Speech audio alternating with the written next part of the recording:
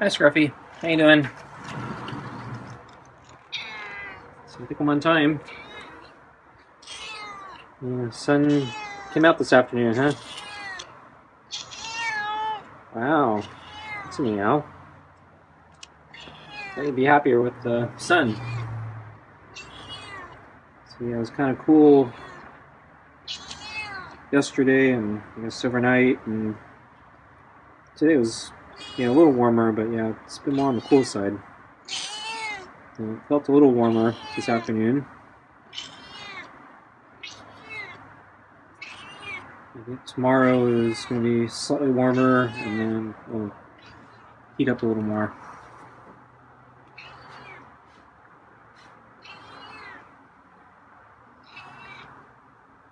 You ready for dinner?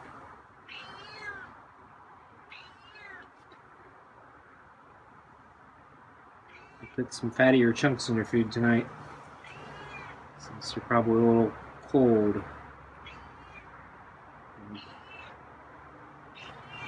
At least compared to the heat we've been dealing with. It's actually really nice. Kind of hope the weather stays in this range, but I think it's going to warm up.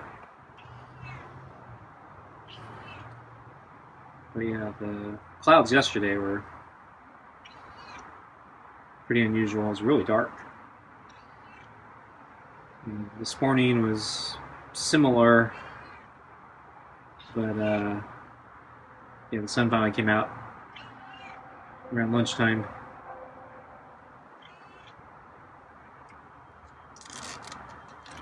And then got a little warmer after the sun came out.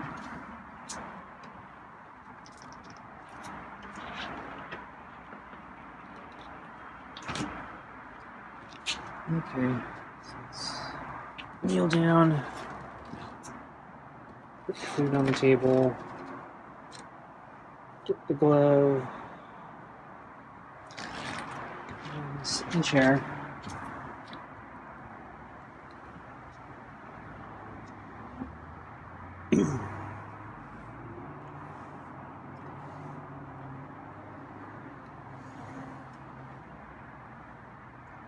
So yesterday I talked about buying a new used bike.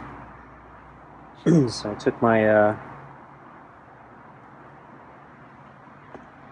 broken bike in for repairs, and at the same time I decided it was finally time I buy a new, a used bike. Not going to go crazy. I've been putting it off for years, or been thinking about it for years. And after this last breakage, felt like, yeah, maybe it's time, because I definitely feel the limitations of my old bike, and the repair costs on the bike are hard to justify, since the repair costs are worth more than the bike's worth. So the only reason I keep the bike around is, well, there's sentimental value to the bike. It's a good bike too. They don't make them like that anymore. For many reasons, they don't make them like that anymore. But back in the day, it was a decent bike, and back in the day, they were built more solid, or they were more materials lasted. So there's a lot more steel and a lot more things that don't disintegrate. So the trend for a while has been to make things cheaper. They break sooner, and you just replace the whole entire thing. That bike is from an era where they're still making things with reasonable quality and generally would last, but of course the trade-off was not as capable, and it's a much heavier bike than pretty much all bikes today, by quite a lot. And a lot of limitations. And so the big one for me is climbing gear. So I biking a lot of places that are basically just uphill and to various degrees, and I really struggle on certain hills with my old bike. And so for a long time I've been thinking I need to get a newer bike. So upgrade from a really old bike to a slightly less really old bike. At some point I think I might actually buy a high-end bike, or a newer, higher-end bike. But the sticker, I get sticker shock every time I look at them, because a mid-range now is in the 2000s, which I think is just hideous. So anyway, I went in for repairs, and I looked at the bikes that my mechanic had, and picked one out, and I didn't talk about the ride. So I did a ride yesterday after I got back, and I didn't talk about that, but it was kind of a test ride, and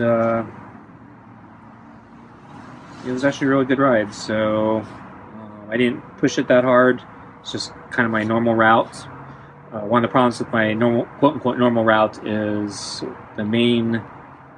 one of the main trails is closed right now. I've talked about that before. I think it's going to be closed 3 or 4 months. And so I've been having to find alternate routes. And so I don't really have a normal route at the moment. So it's a little hard to compare, because I don't really have a good alternate route yet. But I did it, so I could compare it, and it was a really good ride. I could tell immediately that this bike, the gears are much better. I can actually, and there were slight uphill areas where a lot of times I'd be geared down almost all the way on my old bike, and now I'm like somewhere in the middle range, and I'm actually moving along pretty good. And then there are actually a few slightly down slipping areas that on my old bike I was still getting a lot of resistance. So I was pedaling just as hard as if it was flat. With this bike I can actually tell there's a downhill. I can actually go faster. But the most important thing on this bike is the climbing gear. So people refer to it as the granny gear. And so this bike has, like most modern bikes, it has at least one. This one has only one, but one big giant climbing gear on the back. So if you get into trouble, you kick it into the granny gear, and you can pretty much make it up most things. And it's really nice to have one finally. So I'm really glad that I finally have one, and just trying it out. I'll have more to say about it in probably coming days. I think the one thing that struck me that I didn't like so much was this particular bike has a giant granny gear on the back, and then so there's 7 gears. So there's a big granny gear, and then the 6 other gears are kind of normal. And so the problem is the jump between the granny gear and the previous gear is like really big. So you can't gradually downshift. So basically it's kind of like an all or nothing thing. So a lot of hills I go up, there should be some nuance. So sometimes I think, I don't need the full blown granny gear, but I need something kind of in that range. But with this particular sprocket. I can't. I don't get any nuance, so it's all or nothing. And I looked it up online because I was thinking maybe I can swap out the part. And unfortunately, it looks like that for this,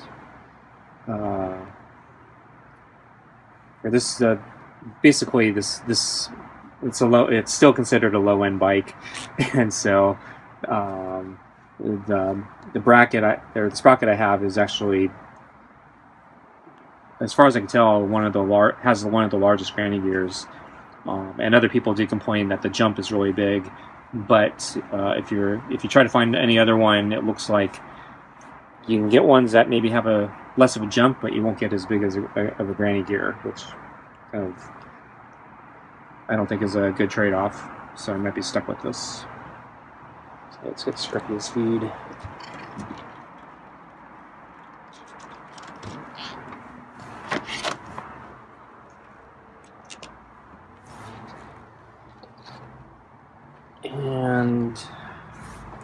And then there's one minor nuisance thing. So I noticed I wear gloves when I bike, and my thumb keeps getting caught between the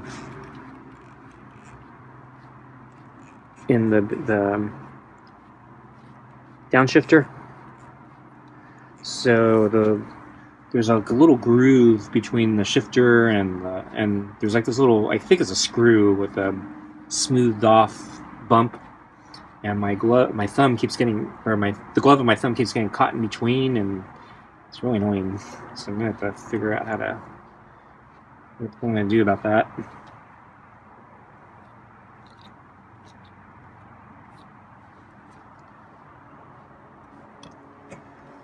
Okay, so anyway, let's see. Yeah, because of the weather, I know Scruffy's been more visible during the day. So this morning I saw him on the table sleeping, and I'm guessing he was up there because it was kind of cold last night, relatively speaking. Cold compared to what this whole entire summer's been. I don't think it was that cold, but didn't have to worry about AC for once. Anyway, I noticed even though he's sleeping on the table, there was straw kind of scattered around, displaced from the carrier. So I think maybe he went in the carrier overnight. And then I've been seeing him the past few days, I think out in the open of the deck, under the round table, or out in the open of the table, because we've had a lot of clouds the past few days, and I think maybe he's been trying to get more sun when the sun's not out. And when it's been really hot, I'm guessing he's been taking more cover. Seems like he's been hiding under the big table a lot when it's really hot and sunny. So yeah, he's been shifting his pattern a little bit, probably because of the weather. And then again, I did lunch, and I think it was a fairly typical lunch. He ate all the food except for one piece of kibble today. And so after I went in, he came back and ate that one piece of kibble. I'm guessing he expected there would be more, but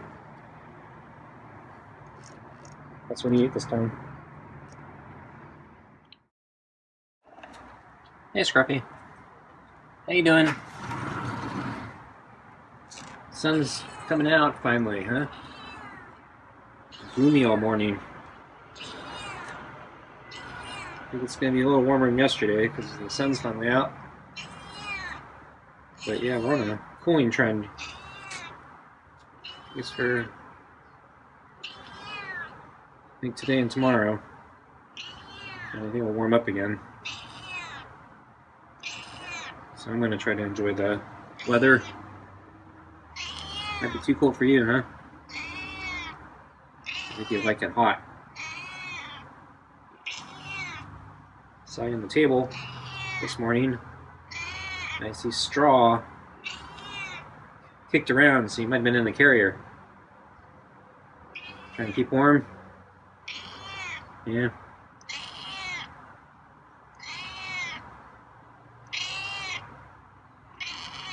No, got something else today.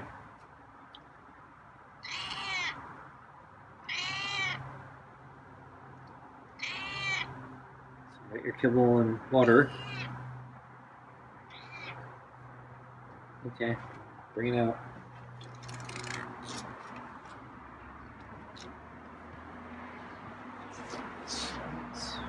Food on the table. Water. Close the door. Okay, I put the water down. Get the glow on. Sit in the chair.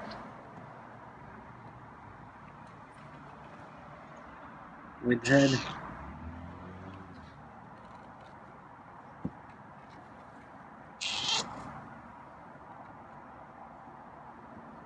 I think Scruffy wants me to avoid the head right now.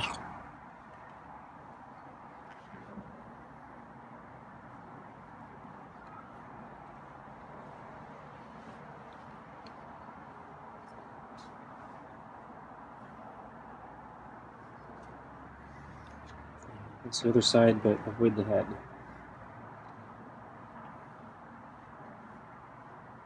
Avoid the head. I'm not sure if you want me to switch sides there or not.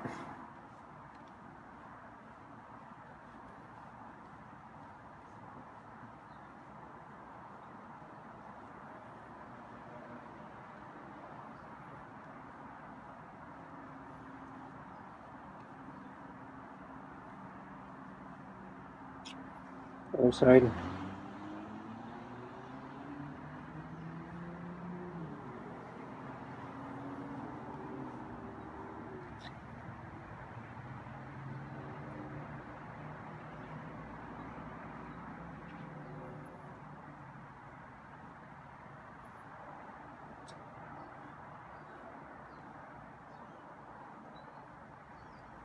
Yeah, cheek rub there.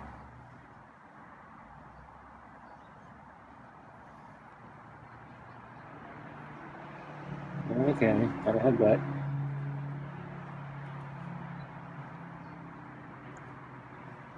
Another cheek rub. Oh, another headbutt. It's about food time. He's getting into it now.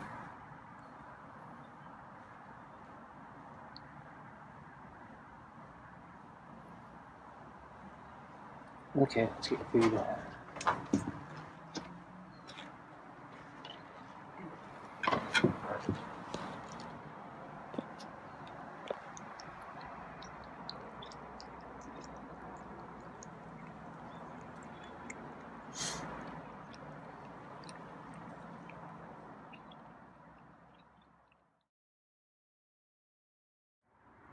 Tonight's dinner is meaty pate with real chicken and tuna, kibble, and rotisserie chicken scraps. Yeah, it's a fresh can of meaty pate.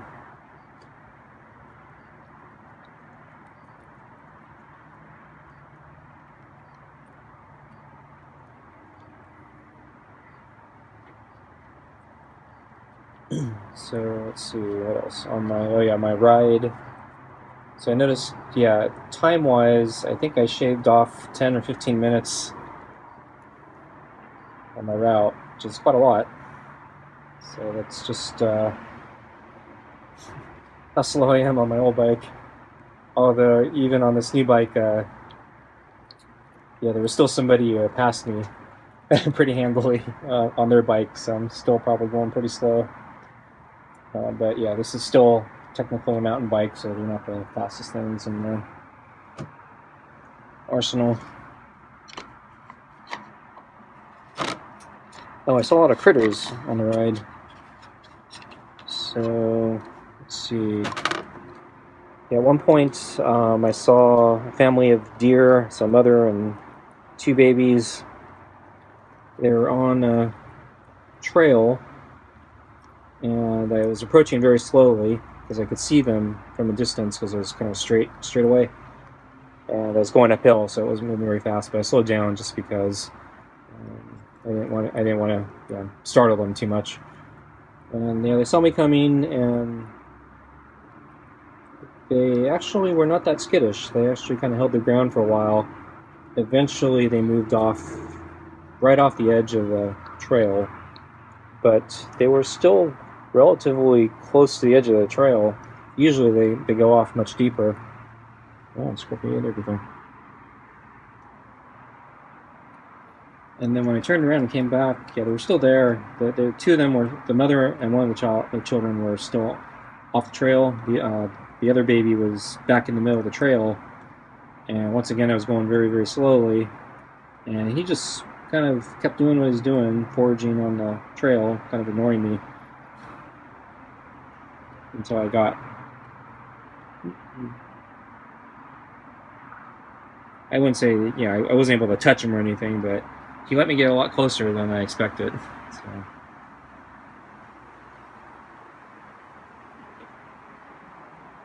Okay, folks. Scruffy all the food, so I guess there won't be any additional footage tonight. Thanks for watching. See you next time. So Scruffy came back quickly and was dumping the water. I smeared a little bit of the pate that was at the bottom of the bowl on the plate. Even though he ate all the kibble.